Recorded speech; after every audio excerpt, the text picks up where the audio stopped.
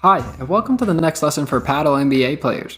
In today's lesson, we're going to be taking a look at forehand volleys. We will also be going over some of the most common errors committed when performing forehand volleys. I will provide you with essential information regarding volleys that will greatly improve your paddle skills, so let's go! The first tip or step we're going to be analyzing is choosing where or in what direction we want to aim the ball at. Obviously, when we're playing paddle, we want to make it as hard as possible for our opponents, aiming the ball at the more complicated areas. In order to do this, the first parameter we have to be able to control is the ball's direction. If we want to aim the ball at the cross court, we have to differentiate on which side of the court we're on, forehand side or backhand side. If we're on our forehand side and we want to aim the ball at the cross court, we would have to move the contact point forward and closer to the navel.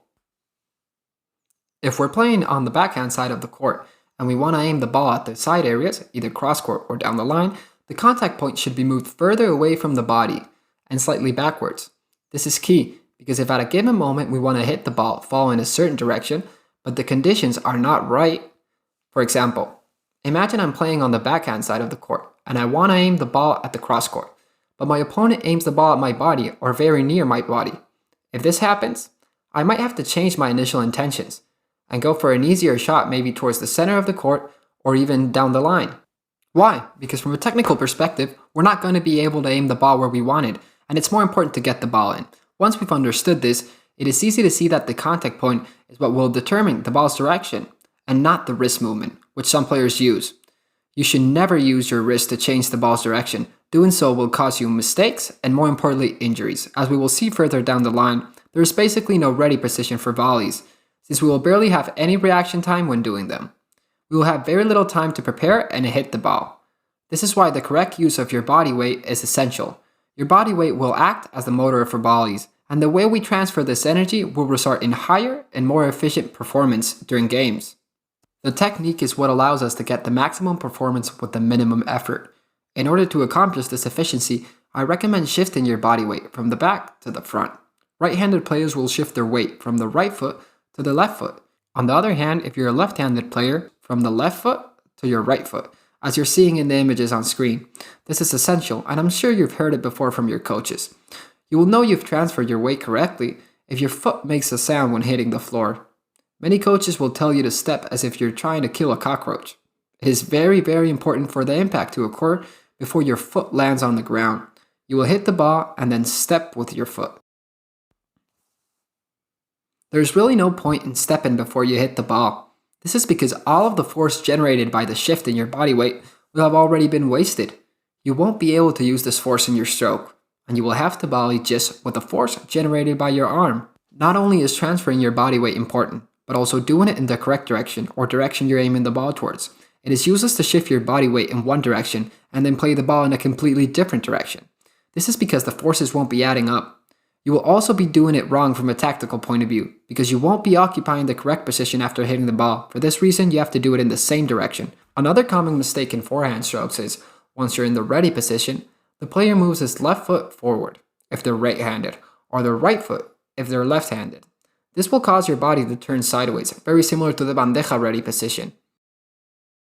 In this position, you will lose all the torque generated in the abdominal area, causing the ball to move linearly forward, which is not recommended because you won't obtain the best results.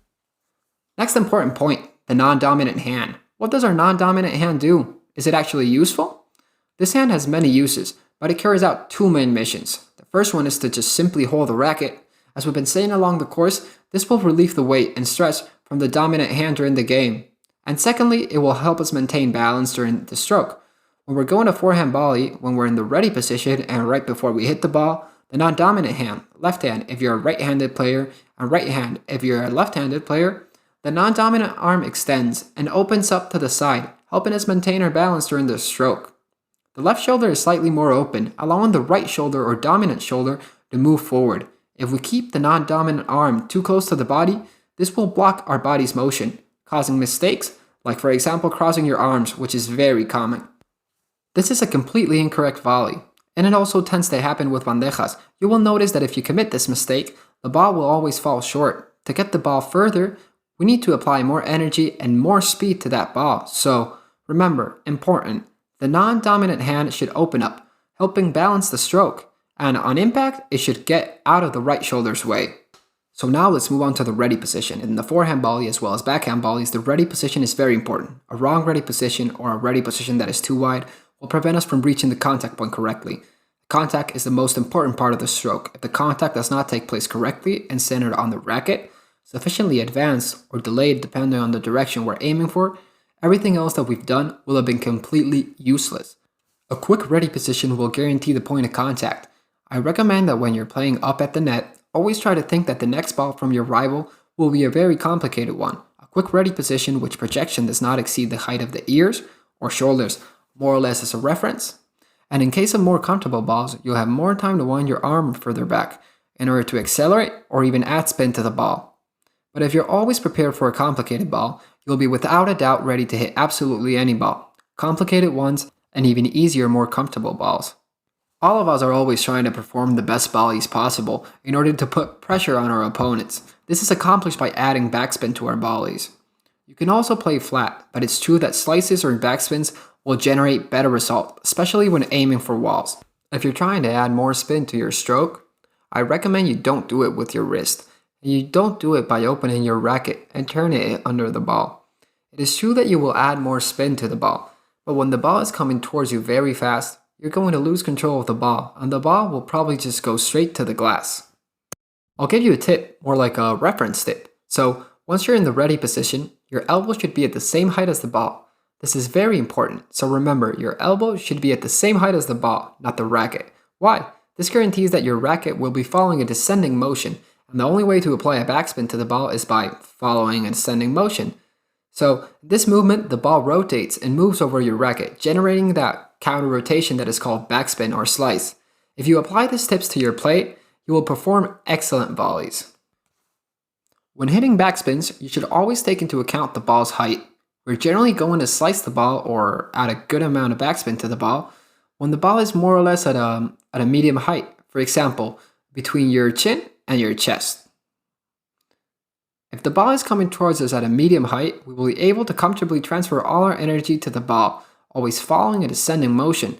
If the ball is coming towards us at a lower height, below the net, like for example at your knees, or your waist, or even your feet, or even at a higher altitude, for example over your head. In these cases, I never recommend adding spin to your stroke. First, because it's going to be very hard to apply in the case of high volleys. Even if you apply the spin, the ball will not drop after hitting the wall, because of the angle of its trajectory. For lower volleys, using a backspin will cause the ball to float in the air. If you don't hit the net, the ball will float.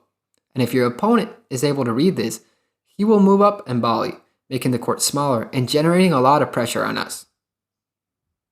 In these circumstances, a flat or neutral ball is going to be a lot more effective. Focus more on aiming that ball to a correct place from a tactical point of view. By doing this, we're going to be ready for the next situation where we can attack our rivals more comfortably and with lower risks. Finally, there is an aspect of volleys that generates a bit of controversy amongst paddle players, and this is, where does the stroke end in volleys? When does the volley end?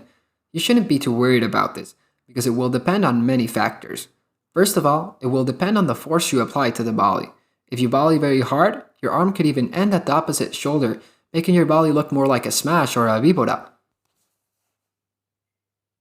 If you're looking for depth, I recommend you try to finish the volley at a point that is higher than the net. This is also going to depend on the point of contact. If we're volleying at the middle of the court and our opponents are moving up and volleying our volley, you should end the volley at a lower point. So don't restrict yourself. Where you finish your volley is going to depend on many aspects. The ball's height, its deepness, how fast it's coming towards us, how fast do we want to hit it, and finally, where do we want to aim it at. So remember, where the volley ends will depend on what is your objective in that situation.